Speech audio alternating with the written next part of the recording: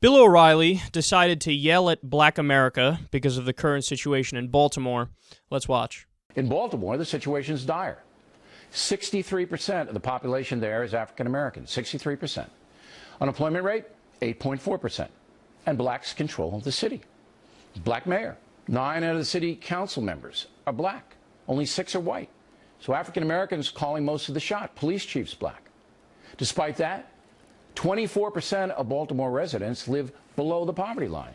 24%. But the median income for Maryland is $73,500, the highest in the nation. But for Baltimoreans, median household income is a whopping $32,000 less than the state, at just over $41,000 a year. So you can see, despite African Americans controlling Baltimore, the city's not prospering.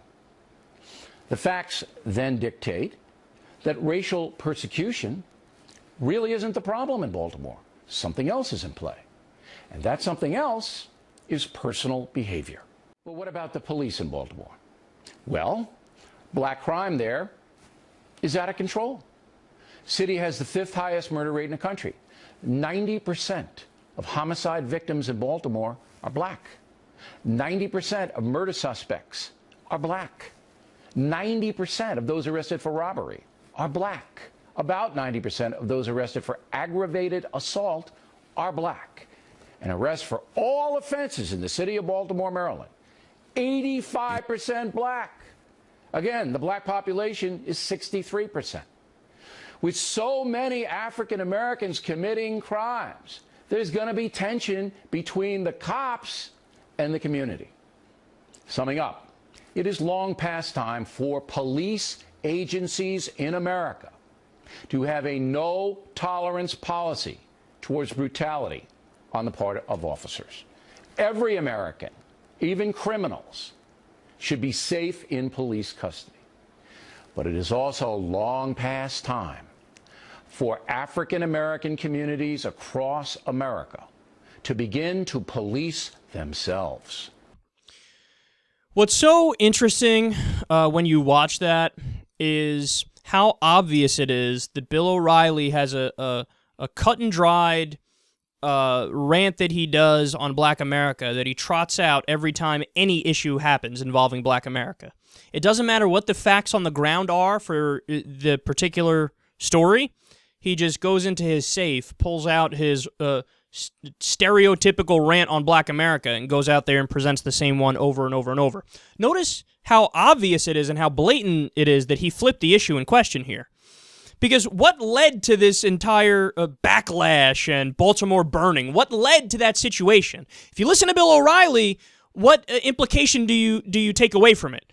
What do you mean? It just happened because they're black. That's what they do. They riot. They go crazy. They're like animals. They're not like us. Look at how they act. Look at the crime rates. This is what they do. They got to shape up. That's the implication you take away. What does he totally ignore? Oh, I don't know. Maybe the police murdering Freddie Gray, which led to this? So he does a rant where he says, it's time for the cops to take a stand and have a zero-tolerance policy towards brutality against them.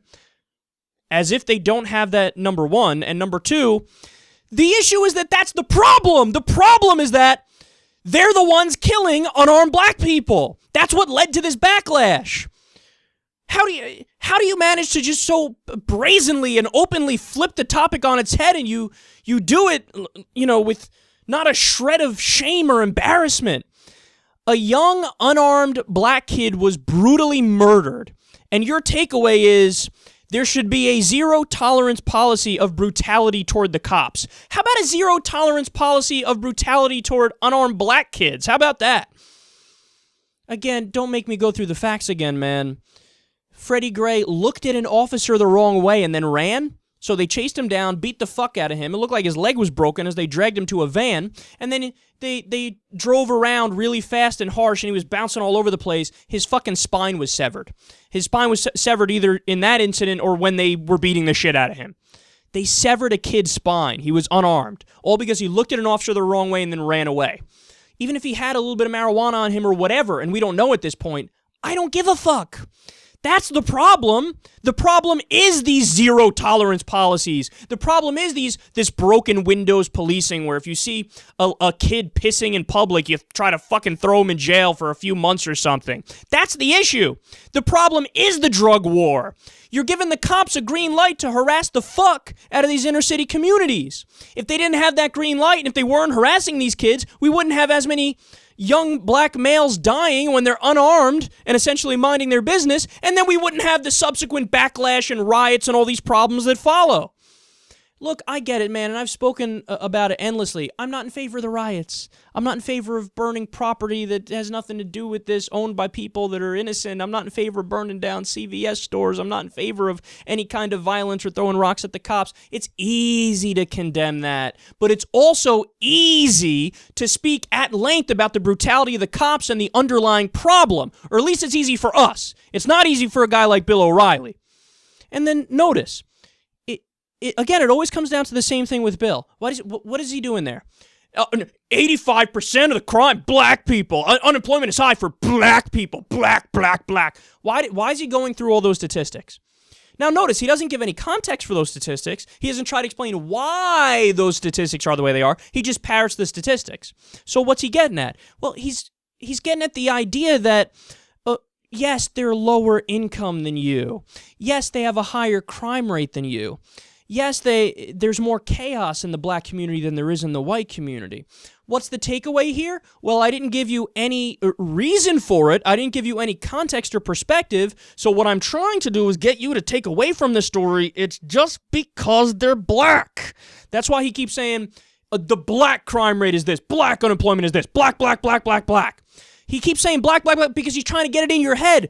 Associate black with all of these negative things. So he wants you to take away, okay, I guess it's just that's how they are. It is what it is. I'm a surface level thinker. I won't dig deeper to try to figure out why there are these problems in the community. It is what it is. That's how they are. And they got to pull yourself up by your bootstraps, man. That's the way it works. Look, here's what Bill O'Reilly would never understand and he would never concede because he's just not that bright of a person, apparently.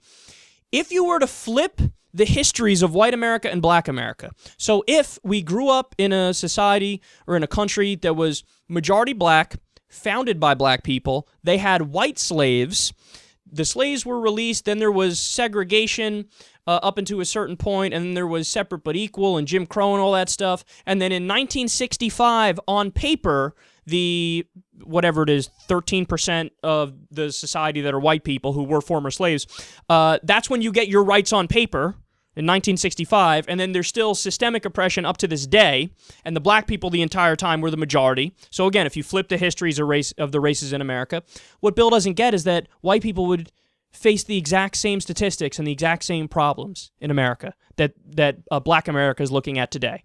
If you flip the racial histories, it would be white people with the higher unemployment rate, white people with the higher crime rate, white people with more chaos in their communities, white people with all these different issues.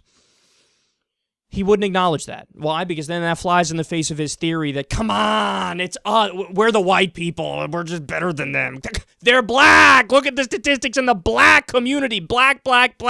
It's all their fault. They got to get their shit together. We can't talk about culture, society, economics, government. We can't talk about any systemic issues. Forget all that. They're black, man. They're black. Do I need to say it again?